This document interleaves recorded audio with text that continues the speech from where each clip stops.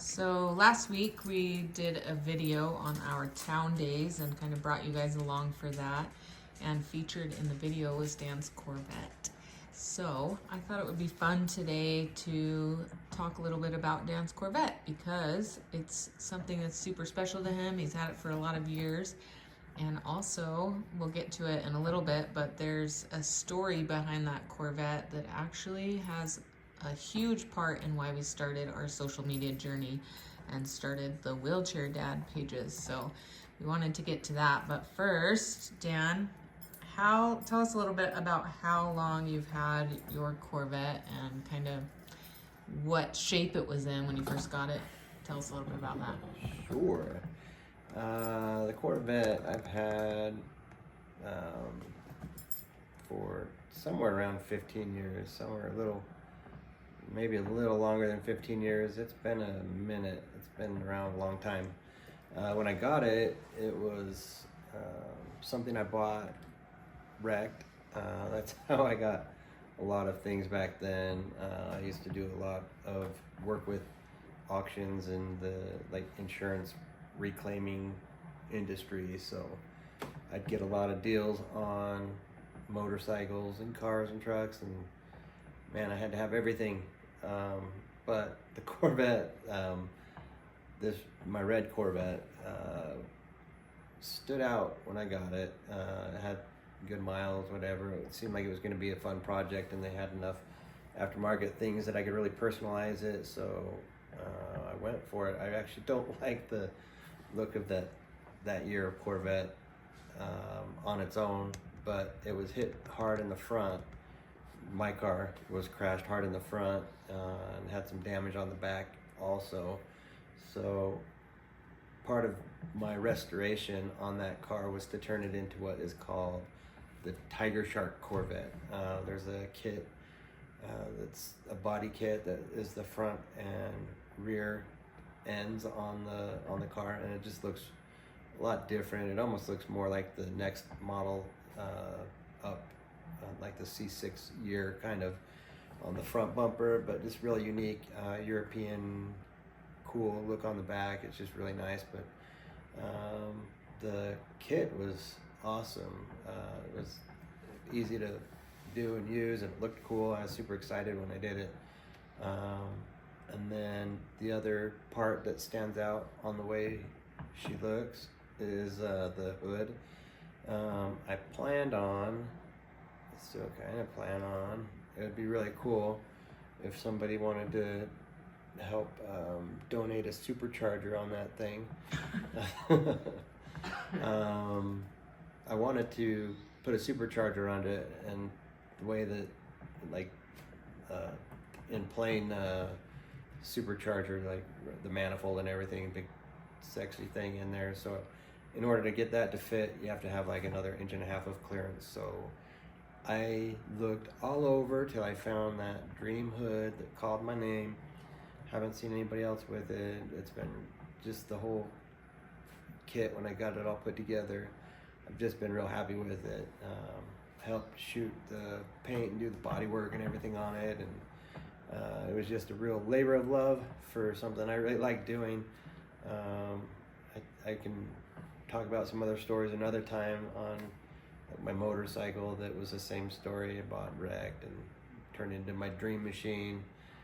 It was really fun, and just a couple other things. Anyways, I love doing that. So got the Corvette, got it all spruced up, put some cool exhaust on it, started doing some fun plug and play things to make it fast, and put a tune on it eventually. So it gets around pretty good. And then I lowered it, and all of a sudden I was in an accident, which was now coming up on 11 years ago. I was actually working on another vehicle project of mine that's outdone the Corvette on how long I've had it.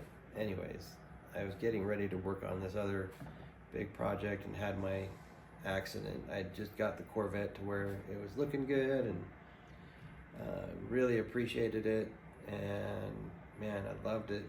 I had 2 other Corvettes. I sold those 2 C4s. They're the year prior, but anyways, had my accident and didn't think much about it in the hospital, but when I got out of the hospital,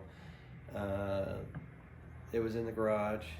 I had a nice work garage for it, but I didn't even want to really go out there and look at it, because in my mind, now I wasn't going to be able to use it. Corvettes are kind of tiny inside, and like I figured unless I was able to get to the point where I'd use a walker or forearm crutches or something like that, that I wasn't going to be able to use it. Like there's hand controls that you can put in that are in it now, and that I put in all of our other vehicles that we've had. So that part wasn't the issue, but being able to get in and out of it, I knew it was going to be hard. And if I got in it, would it be something that I could actually drive around and use? Like, meaning that I could take my legs with me, take my wheelchair and put it in the car somewhere with me. Anyways, I didn't want to even try. I just figured it was a loss. So I didn't mess with it. It sat there in my garage for 8 or 9 months after my accident, untouched. And I don't know, I can't remember what I went out there for, but I had to get something out of the car. At what point did you decide to put the Lamborghini doors on it? Oh yeah, let's see. Well, was that before or after you got hand controls? That was after. I had the hinge kit. In order to do the Lambo doors, it takes a real special modified hinge setup on there, and I bought it from somebody who had them sitting around for 4 or 5 years, and they posted it on our local classified ads. I got it, and they were sitting in my garage for like 3 years. Anyways, I went out to the car to get something and sat down in there, and man, I just kind of sunk into it and just pretended and imagined what it would be like driving it again. It's just a fun car, like, and now at this point I had sold my motorcycles also, so I didn't have a motorcycle anymore. I knew I wasn't gonna ride a motorcycle, but I wanted to have something that connected me to my need for speed and power and just all that fun world. But so I got in the car, just checking it out, just kind of taking it in, thinking, man, this sucks. I wish I could use it. And I was like, you know what, I'm just gonna see if I can get my wheelchair in here. By this point, it's 8 or 9 months after my accident, so I've had time on loading and unloading my wheelchair into different vehicles. So it was more understood to me on what to do with it. And anyways, as I broke it down to see if I could bring it into the car, I was blown away that as long as I don't get any more than this much fatter, like, my wheelchair will slide across the front of me, and I can put the wheels behind the passenger seat, and then put the seat up, and then put the chair in, and then and buckle it in to make sure she doesn't go flying around. And I ended up finding out actually that I was excited that it fit in there, and then I was like, well, crap, it's kind of a lot of vehicle to just get me around, so I wonder if I could fit the wheelchair in the back area behind us, so behind where you would sit. And so I took it apart again and tried a couple of different configurations up in there, and it worked. I was able to get it to be back there and sit both the chairs back, and man, the handles were touching the rear piece of glass, and sit down in there. It just couldn't be any tighter of a fit, really. It was cool. So I was excited. I was going to put hand controls on it and drive the heck out of it. I had to get it to my buddy's shop in order to do that. I had a good friend that ended up becoming a dealer for the hand control company that I wanted to use to help me save some money on how expensive hand controls were. Anyways, I actually did a really naughty no-no thing and drove my car there. It was really not a good idea. Trying to use my feet and having to use my hands to move my legs. It was not a great idea, and I don't know how I did it, but when there's a wheel, there's a way, so I got it done. Also, because of that, I was excited and kind of committed myself to getting those door hinges put on, and now that it could work, I had some time to do it. So a good friend of mine helped me tear into it on the weekend and put the hinge kit on there, and man, now you have what is out there. It's a pretty just fun little car, nothing crazy, but it looks good and it runs really good, and yeah, I love that whole Chevy's Corvette stuff. It's just always been fun, but it seems to get a lot of attention. Yeah, it does. Lots of attention. And just for the record, I'm the only woman that has ever driven it. Yeah. Even though he's had it all these years. So go me. Also a funny story, one time I tried to sit on the hood of it in an attempt to be sexy, and that was not something that Dan wanted me to do. So I was like, what? They always do it in the movies. And he's like, yeah, real car guys don't want anyone sitting on the hood of their car. So that was fun.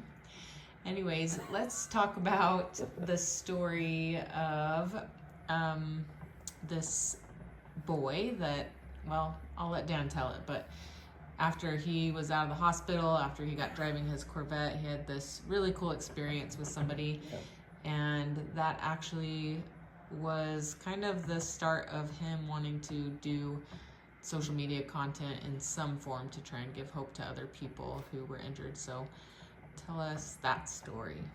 Yeah, that is the point at which, we wanted to light a fire under doing social media content of some kind.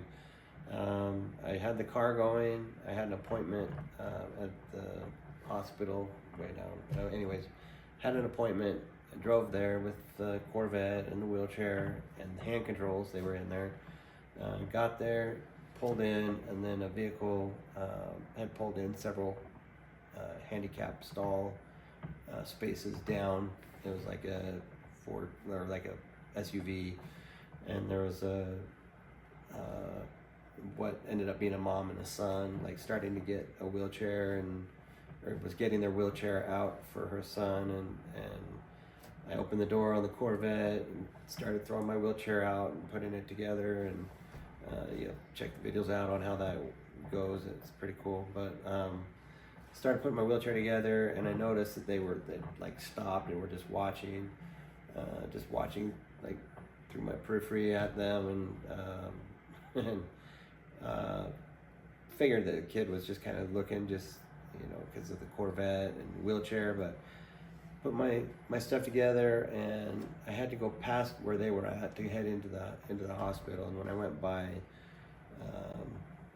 the boy was he was probably in his teens to early 20s or whatever, and he was already in tears a little bit, but he's like, man, you just made my day. He's like, I thought that like my world was over, and he's like, what I just saw you with when you got out of the Corvette with your chair, he's like, that just like gave me all sorts of basically gave him hope that there was much more to life, that you could still do fun stuff, and it can be pretty dismal sometimes when you've got all that on your shoulders and not sure you're gonna do and how you're gonna navigate that whole world. But clearly, cars was a fun thing for him, and he was in tears. His mom was in tears. I ended up being in tears by the end of it, but it just really sunk in back to when I was in the hospital, and I was looking online to try to find out what my life was going to be like from a wheelchair. And when I was looking, I swear there wasn't, like, I couldn't find much content out there that was promising and hopeful and fun. And like, I just going through divorce, became a single dad and all that, and paralyzed, all that in the course of several months while I was in the hospital. So when I ran into this boy and his mom, it just really reiterated the fact that we needed to do something to put some sort of inspiration out there, something positive for people that were in any sort of a similar situation, to be able to know that there's still good, positive, happy, normal, exciting life. I wish I'd had Andrea with me at that point too, and I could have told him, you can still date too, and find yourself a beautiful woman and still have a family, like all that. I'm sure, hopefully if you are the guy and family that, and if you have ever stumbled on this page, make sure you reach out, because that'd be really cool. But I just remember it was just an emotional experience that this young guy, newly injured, his mom was taking him out on like his first appointments and stuff after he got out of the hospital, so it was real fresh still, real raw and emotional, and man, it was what he needed to keep going. And when I told Andrea about it, from what I recall, it was packed with some emotion and wanting to just like put something out there, like, we got to do something. Like, there's not anything out here that's showing this. And so that was where the seeds started to get watered on our content ideas. So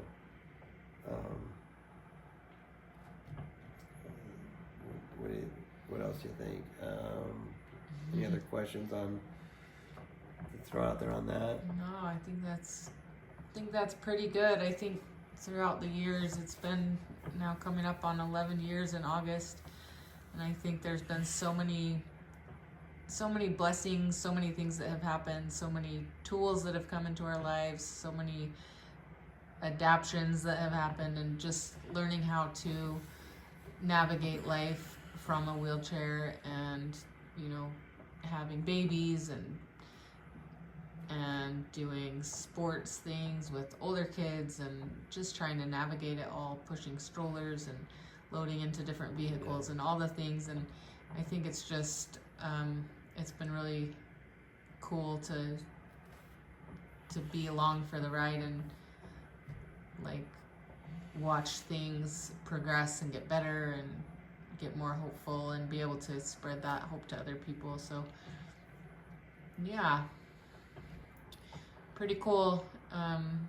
Dan always talks about how he thought he would never be able to drive his Corvette again, so it's exciting. It's a fun car to have. The little girls love to get in it.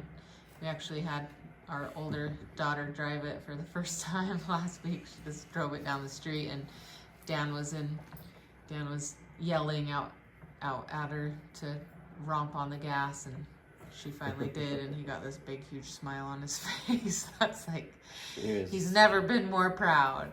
She has been so cautious. Seeing his daughter romp on the gas on his Corvette, so she's the second girl that drove it. Yeah. So, yep. That was awesome. I think that's good. That's a good story about my number one rival in life. The girl that tries to take my place. No, I'm just kidding. All right. No. So I would get rid of it Any day over it. You would? Yeah. Oh my gosh, babe. That's so nice of you. Wow. Dang, Yeah. I feel really special. Right, Wally. All right, on that note, don't forget to... Punch today in the face. And... Oh yeah, like and subscribe and share and follow. Don't ever stop. Tell a friend, all the good stuff. Make sure you do subscribe, you guys. Like, we see the numbers. We know that there's thousands of people that watch the videos. We've had 10 million views this month, and that's crazy. Or this past 28 days, there's been 10 million views. And we don't have 10 million subscribers, so you guys that aren't hitting subscribe, do it. Just hit subscribe. Help us out. Pretty crazy. It's we see you out there. We know you're there. Just hit it. Love you guys.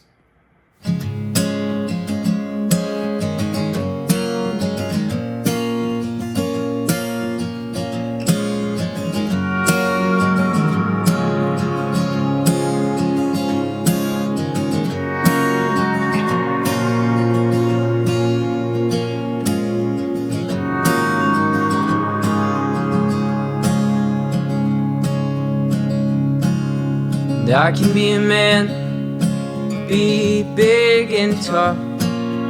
For you, darling, that won't be enough.